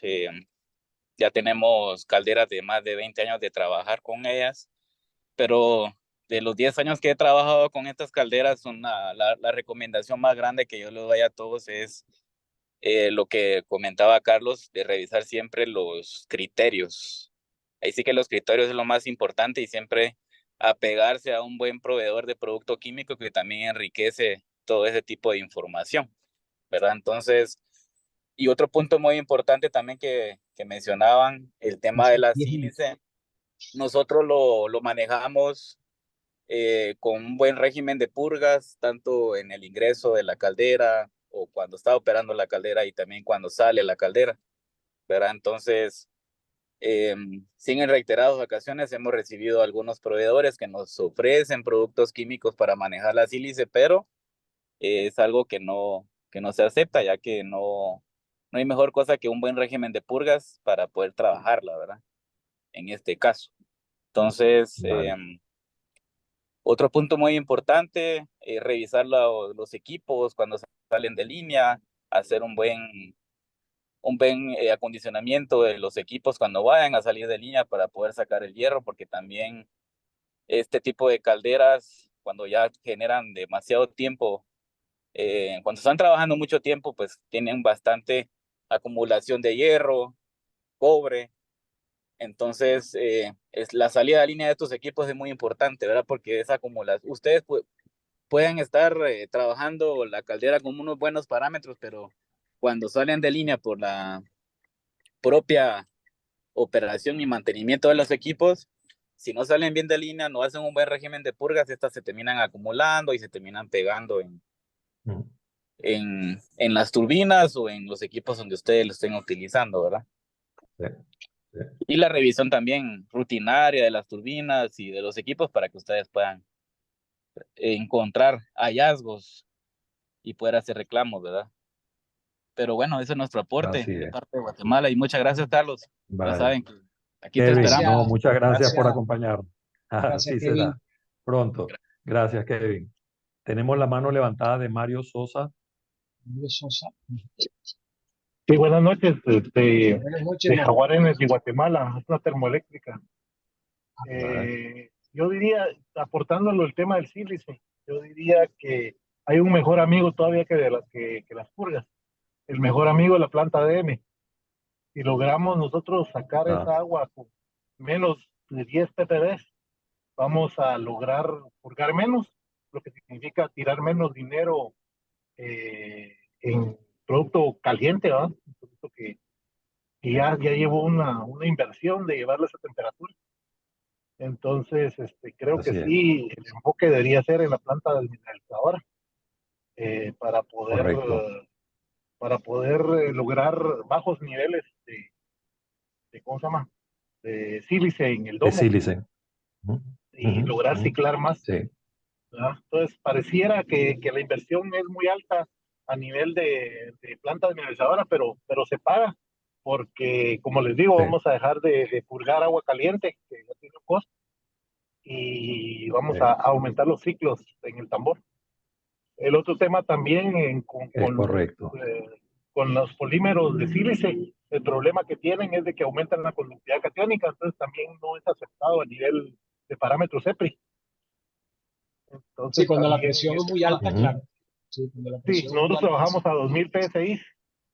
No, ya, Entonces, esos son otro tipo de otro tipo de tratamientos y otros criterios. sí, No se maneja la entonces nosotros tenemos el todo volátil oxidante, solo aplicamos amoníaco. Ajá. Y entonces, si nosotros aplicáramos algún polímero para aumentar la sílice, tomo, estaríamos incumpliendo con la conductividad catiónica. Sí, realmente Estaríamos cuando hablamos de esas aplicaciones son mediana y baja y mediana presión, Correcto. hasta 900 que se dice. Sí, pero sí, ese es mi aporte. Tenemos el mejor amigo realmente de la planta de mineralizador. Exactamente. Gracias, Mario. Sí, sí, sin duda. Y te digo algo importante, Mario, que en muchas instalaciones, un poco en mi vida de analista de falla y de visita de muchas instalaciones, la tendencia a pensar la planta desmineralizadora está automatizada, ¿verdad? Y yo no tengo que llevar tanto control sobre ella se regenera, ella lleva su control. Nosotros como operarios tenemos que verificar el buen comportamiento de las plantas desmineralizadoras y existen Performance Test Codes, códigos de evaluación de desempeño de ASME para evaluar todas las plantas de producción de agua de alta pureza.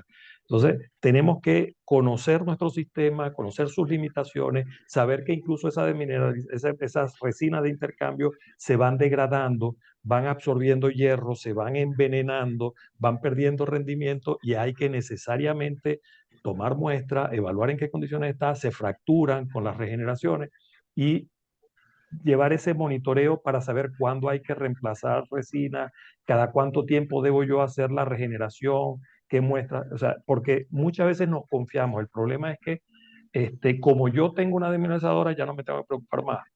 Tenemos que ver qué tan eficiente es removiendo la sílice coloidal, por ejemplo, porque esa sílice dentro de esa caldera de 2000 PSI se va a convertir en sílice reactiva. Entonces, tenemos que conocer muy bien nuestro sistema, Mario, pero sin duda que tienes razón en ese sentido. Había, no sé, Agustín, algún comentario sobre la participación de Mario. Está muy bien agradecido por Sí. las observaciones. Había una mano Laura levantada García, del creo que señor está Laura Oscar. García, pero no sé si... Estaba Laura García y había Omar, también tenía la mano levantada.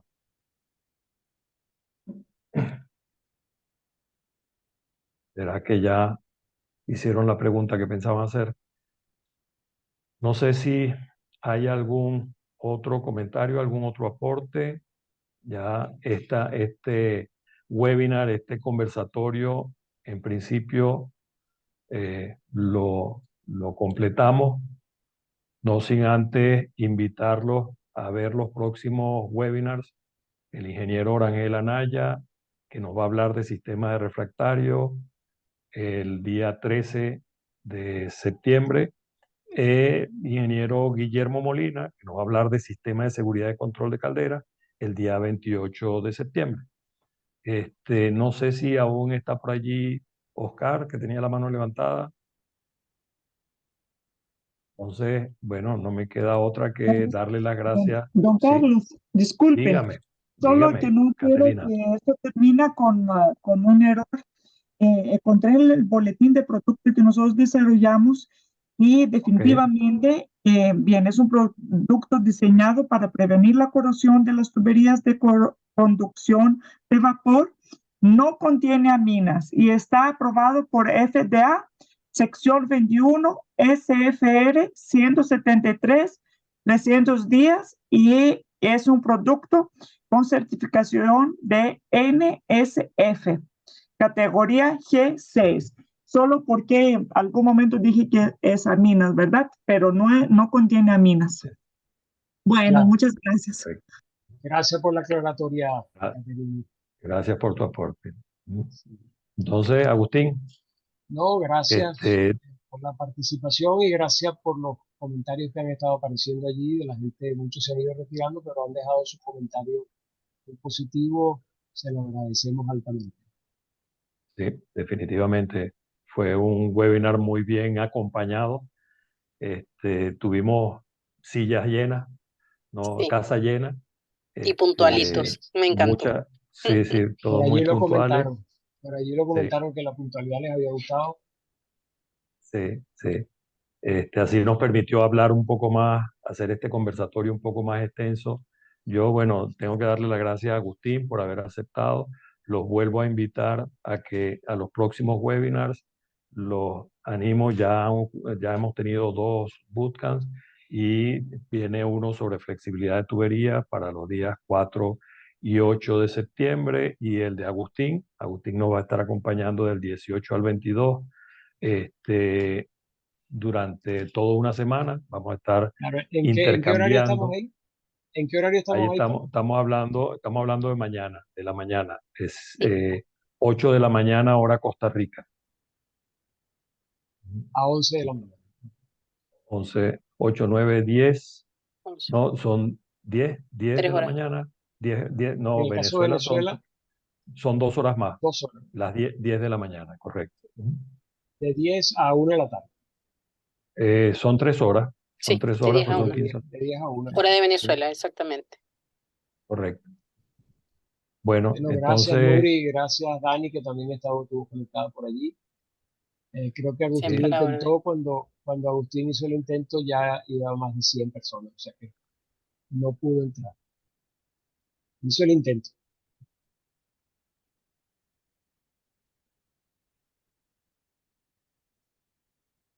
Mario Sosa tiene la mano levantada.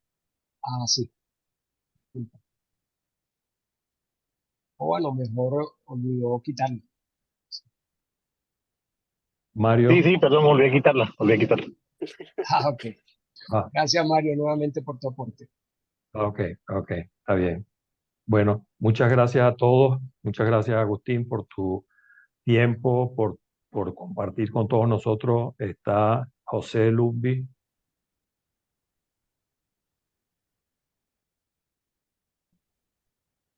¿Aló, José? Tengo una preguntita. Se te oye muy bajo. Tengo una preguntita.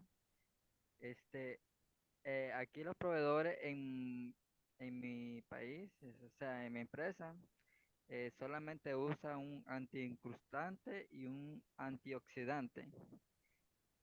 ¿Es necesario solamente con esos dos químicos? Se escucha muy bajo, José. José está diciendo que en la Sí. empresa donde él trabaja, los suplidores ofrecen anti-incrustante y antioxidante, ¿o me equivoco, José? Sí, así es. Sí, ¿está hablando de qué Que nada país? más, ¿De qué? ¿en qué país? Nicaragua. Nicaragua. Ah, en Nos Nicaragua, dice ok. que nada más le ofrecen antiincrustante y antioxidante, que si eso es suficiente para controlar la caldera. Bueno, cuando habla de antioxidante, pudiera estarse refiriendo al secuestrante de oxígeno, maneja el oxígeno, Sí. o pudiera hablar también de lo que se aplica en el vapor, en el condensado, que también busca evitar la corrosión por el dióxido de carbono, el CO2. Eh, Generalmente se le da ese término. Al antiescrutante sí debe ser el que maneja la parte de evita formación de incrustaciones y formación de depósitos, porque si a veces va acompañado de un polímero, también te maneja los nodos y te maneja la parte de deposición. Pero lo importante es que manejes primero un control de corrosión, luego un control de la parte incrustante, la parte de depósito y control de pH. En el caso, por ejemplo, de la caldera, cuando no logras ajustar una alcalinidad solamente por el OH que aporta el agua, tienes que agregarlo usando soda. Pero vigilar ese pH tanto en el agua de alimentación, en la caldera y en el condensado es de suma importancia. Y ya en el curso verás por qué la importancia de la alcalinidad hidróxida y por qué es hasta más importante dentro de la caldera llevar un control de la alcalinidad hidróxida que del pH, salvo el caso, por ejemplo, de unas calderas de alta presión, una termoeléctrica, donde el pH es determinante. Correcto. Bueno, entonces ya estamos superada la hora de la duración de nuestro webinar, de nuestro conversatorio. Realmente considero que hoy hemos tenido casa llena y muy buena participación. Yo les agradezco a todos ustedes, agradezco a Agustín, el apoyo de Nuriceli y de Daniela. Y bueno, cerramos por hoy aquí. Y de nuevo los invito a los próximos webinars, a los próximos bootcamps, a los próximos cursos. Estarán recibiendo la información oportunamente y esperamos tener su compañía y toda su participación que tuvieron hoy durante el curso de Agustín para que se haga, va a tener que pasar de 16 horas, tenemos que hacerlo de 32 para poder Sí. contestar tantas preguntas. Igual reforzar, Carlos, que toda la Sí, información está dispuesta en nuestra página web. Compartir los enlaces, por pero igual lo favor. pueden buscar a través de www.seaca.com. Y tanto este webinar como los anteriores están también en nuestro canal de YouTube, que también les compartí el enlace. Nos pueden buscar en De YouTube YouTube. como SEACA o Combustión, Energía y Ambiente. Correcto.